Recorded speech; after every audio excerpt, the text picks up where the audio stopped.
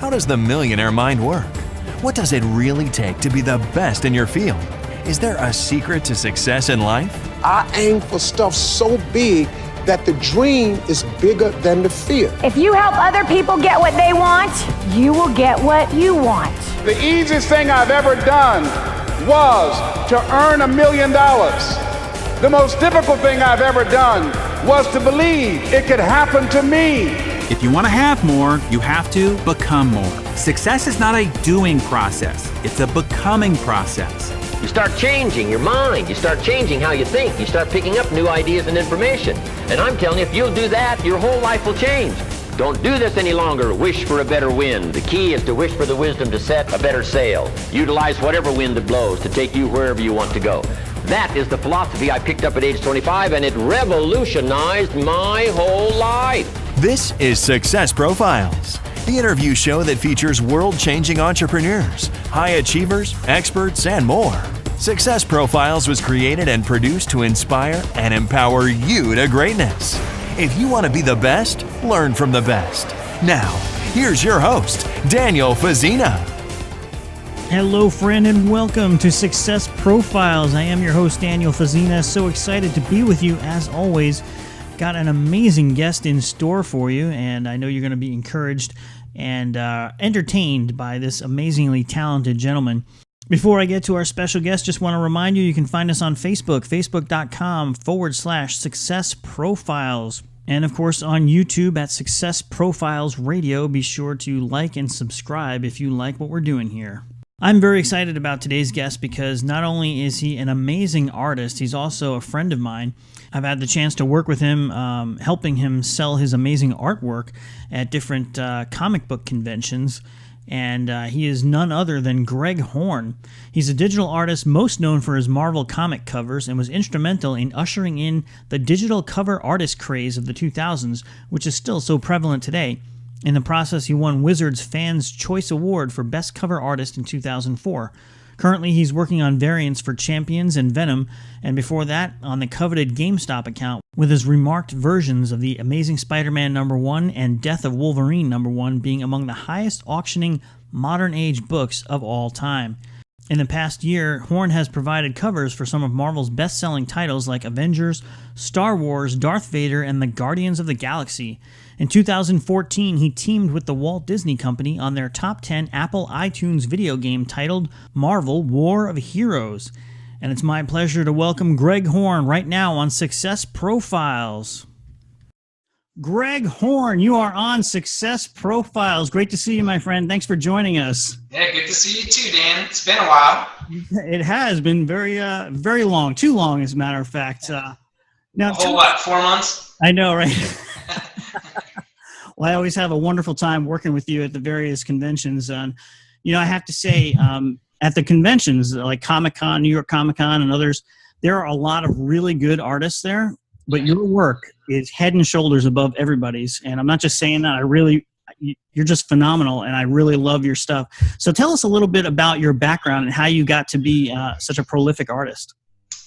Well, my mother was an artist herself, and she got me into drawing and painting at an early age, and from there, she really supported anything that I wanted to do as far as drawing goes. I had a little bit of trouble in elementary school. I was drawing instead of working, but instead of stamping out my dreams, they sent me to an art class, and we would do all kinds of various projects there. I would draw my own comic books. We're talking like 8, 9, 10 years old. Wow. And that's pretty much how I got started in the, just having it in my heart to draw. So you were kind of maybe born with this desire and this gift, and you kind of developed it over time. Is that how it kind of worked? Yeah, I would say so. There was a lot of inspirations involved from other artists, and it's just something that I've always wanted to do. We talked earlier about, having the, what is it called? The perseverance, Mm-hmm. Drawing is it can be a tedious thing.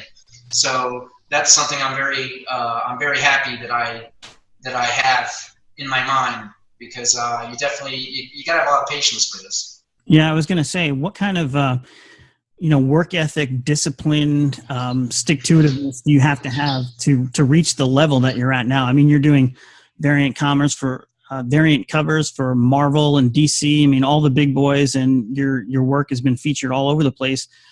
What kind of mindset does it take to get to that level? It may sound corny, but you got to have a love for it. If you're not enjoying this, I think it's going to come through in the art. I remember in my teens, I had these two favorite artists, and I'm not going to mention any names, but he used to brag about how many pages he could get out in a week, and it was a lot. But you could kind of see that perhaps he was doing it for a paycheck, because the art was just starting to lose that flavor to it. It had lost its, I guess it had lost its zeal. And those are some of the pitfalls of this industry. You really gotta enjoy doing it. You never want to do something like this as just a job, or it's gonna fail on you. It's gonna backfire. I think that's true in any profession, and it gives me such joy to watch people like you who are not only excellent at their craft, but really love what they do. And I think that's so key in no matter what field you're in. What would you say to someone who's just starting out? Maybe they're in art school right now, not sure if they want to be professional or not, but do you have any words of advice or wisdom for someone in that position? Yeah, I do these conventions, and as you know, we have a bunch of aspiring artists that will come to the table. So I've got a lot of experience with talking with people who want to get in the business or younger people. And my first piece of advice is to just simply stick with it. Don't give up, because you got to think, at the point where you're wanting to give up, there's a percentage of the other artists that you are competing with who are also thinking about giving up. So as long as you stick with it, you gotta think you're thinning the herd. The more you stick in there. But once again, that's a mental thing there that you really have to you really got to be tough with. Right. And I think what you said is key, and that's something that Darren Hardy talks about a lot in his books. He talks about being in real estate where you'd have to go around and knock on doors at nighttime, and people would chew him out for interrupting their dinner or their favorite TV show. And he just thought, you know what? There's other guys going through this exact same thing. So if I persist and they're going to quit, I'm going to end up on top. And that's kind of how it worked for him. Who are some of your inspirations, and what's your favorite type of art to do? Well, my favorite type of art is realism. I like to do paintings of people that look real. I think they compel viewers more. Absolutely, and we're going to put some of your pictures up for the viewers to see, because it's just phenomenal. I'm sure cool. It's not going to do it justice seeing it on this video screen here, but for anyone who's not familiar with Greg's art, you're going to see just how eye-popping it is, and just how amazing. He's got such a command of not only human anatomy, but also lighting and shading. It's just, you'll see, it's amazing. Yeah, I have many artists who inspire me. Some of them may be a large inspiration where when I was a kid, I would buy their comics every month. And then other artists, it could be something very localized, I guess you would say. You know what I mean? Like maybe one artist has a certain way of doing hair, and you look at it and you go, wow, that's really innovative. Right. You learn from it. I think that's another good piece of advice to give aspiring artists, is that you should never stop learning. If you ever think that you're perfect and you can never be beat, then you can trust me, you're headed for a downfall. Take a beating, because the art world is always changing. The sensibilities of your consumers are always changing. So you gotta keep yourself motivated, and you should always feel like you need to improve something. Right. Key piece of advice there. And, another aspect that aspiring artists might not think about early on is when you go into your own business, you have to have an entrepreneurial mind, and you don't just have to know art; you have to know business as well to become that entrepreneur. Can you talk to us a little bit about the business side of art and how that's worked for you? Well, that's really interesting that you bring that up, because historically, artists are usually pretty awful businessmen. I don't think the two personalities mesh well. But I don't know. Somehow I've just clued into what needs to be done. It's that part is really difficult for me to explain. I can tell you early in my career, I would go to conventions and I would kind of just sit there and draw with my head down and not really pay attention to what was going on. And then one day I think I decided it was boring, and I started doing the dog and pony show, which you've been a part of.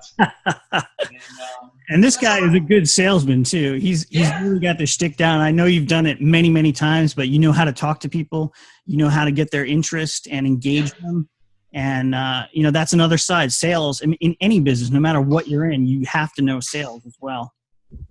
Yeah, there's so many nuances. I find it's just best when you're talking to people, if you got a product that you believe in, just tell them the truth. Right. There's no reason to lie. And eventually that stuff catches up with you. Right. If you're thinking short term, it might work for you for a little while, but I've been doing this for about 15 years now. And I always try to be truthful about what I'm selling and the prices I'm giving. And I think that's the way to go. Right.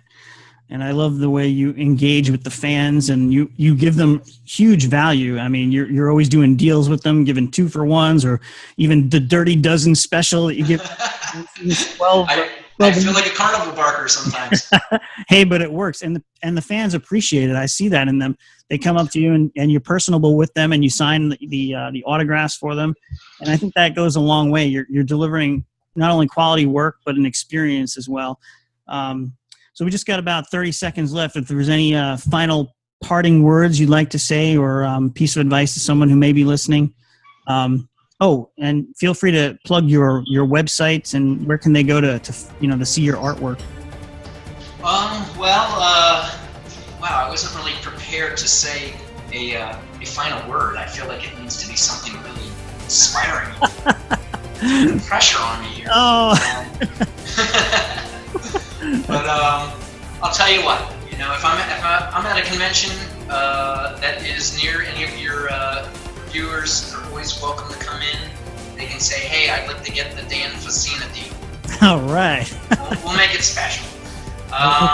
If you want to follow me on Facebook, I'll be putting a lot of new stuff up there soon. It is facebook.com. The page is Greg Horn Art. It's now verified. Okay. In the past, I've had a lot of trouble with people looking for my site and they find somebody else's page. So now it has a nice little blue check mark on it. It's easy to find. All right. Well, Mr. Greg Horn, I want to thank you so much for your time. Thank you for sharing some of your insights on success profiles, and I wish you the best of success going forward. Thanks again, sir. All right. Thanks, Dan. I'll see you soon. All right. You've been listening to Success Profiles with Daniel Facina. Join us next time as we bring you another empowering interview designed to help you achieve greatness here on Success Profiles. Hi, I'm Kevin McCullough. You may know me from Fox News or Talk Radio. Have you ever wondered or pondered the idea of working for yourself or owning your own business? Using your skills to build a vision or a passion for your own life? Think about it. No boss, no politics, no compromise, no commute, no employees, no discrimination, and no educational requirements. Just building something positive that impacts people's lives. Well, you can get started owning your own energy company for less than $500. Would you like to know how? It's through a great company called Ambit. You can find out more when you go to freepowernow.com. That's freepowernow.com.